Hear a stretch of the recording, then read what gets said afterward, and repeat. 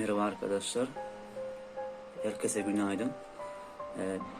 Benim bu konum 6. sınıfın 7. ünitesi.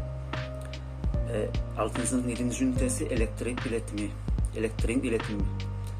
Bu ünitede öğrencilerin elektriksel direncin bağlı olduğu faktörler, elektrik enerjisinin iletiminin hangi maddelerle sağlanacağını, iletkenlerin özelliklerinin değişiminin devrede ne gibi etkiler oluşturacağı, iletken ve yalıtkan maddelerin günlük yaşamda hangi amaçlar için kullanıldığı hakkında bilgi ve beceriler kazanmaları amaçlanmaktadır. Bu günlük hayatımızda kullandığımız bazı şeylerden örnekler de verebiliriz. Önce bir üniteyi kısaca bir tanıyalım. 6. sınıfın 7. ünitesinin 1. konusu iletken ve yalıtkan maddeleri. Önerilen süre 4 ders saati. Konu ve kavramlar var. İletken maddeler, yalıtkan maddeler, iletken ve yalıtkan maddelerin kullanım alanları. İkinci konumuz elektriksel direnç ve bağlı olduğu faktörler. Önerilen süre ise 8 ders saati. Toplamda 12 ders saati. Bu konu kavramlarda elektriksel direncin bağlı olduğu faktörler, kesit alanı, uzunluk, iletkenin cinsi.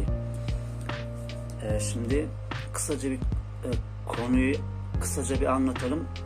Şöyle ki hani hayatımızı kolaylaştıran pek çok araç gereç elektrik enerjisiyle çalışır. Ampulün ışık vermesi, televizyonun çalışması, fırının ısıtması ve benzeri birçok alet için elektrik enerjisine ihtiyaç vardır. Elektrik enerjisinin üretildiği yerlere elektrik santralleri adı verilir. Elektrik santrallerine üretilen elektrik enerjisi kablolar yardımıyla taşınarak evlerimize ulaşır. Ana kablodaki enerji daha ince kablolara, odalara dağıtılır. Bu ince kablolar duvar içinden prizlere ve anahtarlara bağlanır. Böylece elektrik evlerimize kadar taşınmış olur. Maddeler elektrik iletim durumlarına göre iletken ve yalıtkan maddeler olmak üzere iki grupta incelenir. Elektrik enerjisinin iyi ileten maddelere iletken madde, elektrik enerjisinin iyi iletemeyen maddeleri ise yalıtkan madde adı verilir. Şimdi bir sonraki videoda deney üzerinden anlatacağım.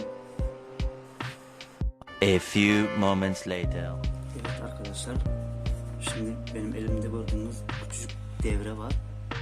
Bunu kendim yaptım, uğraştım. Şimdi bu devre seri bağlı devre. Seri bağlı devrede hani elemanlar aynı hat üzerine her elemanın çıkışı bir sonrakinin girişine bağlanacak şekilde oluyor. Bütün elemanlar üzerinde aynı akım akar. Fakat devre elemanları üzerinde gerilim farklı olabilir. Paralel devrelerde ise bütün elemanların girişleri de çıkışları da ortak oluyor. Şimdi burada telimiz var, ampulüm var, 2 tane batarya hani pilim var, hani güç kaynağı diye geçiyor. Bir de şey var, açıp kapanıcı. Şimdi ben bunu bir çalıştırıyorum. Şöyle açtığım zaman ampul yanacak. Gördüğünüz gibi.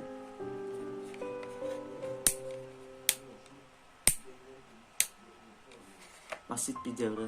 Yani zaten bildiğimiz şeyler bunlar. Bu devrede hani nasıl diyeyim, özellikleri seri bağlıda gerilim kolları ayrılır. Yani her bir ampule direncine göre gerilim uygulanıyor. Eğer direnç büyükse gerilim de büyük uygulanır.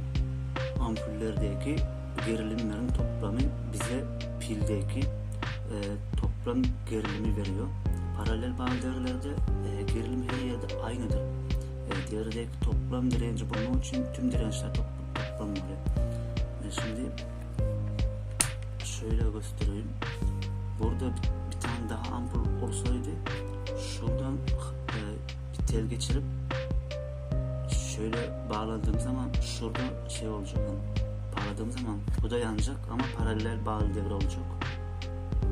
Ama şimdilik bunu yapabildim. Seri bağlı devre yapabildim. Yani olur öyle şeyler. Evet, böyle yani. Evet arkadaşlar, bir konunun daha sonuna geldik. Benim deneyimi izlediğiniz için, görüp izlediğiniz için çok teşekkür ederim. Tabii bu süreçte hani pandemi sürecinden bizden bu kadar oluyor hani. Bu sefer öyle oldu diyelim. Teşekkür ederim çok. Sağlıklı kalın, evde kalın. Hepiniz bol bol şans diliyorum hayatta. Görüşmek dileğiyle, hoşça kalın.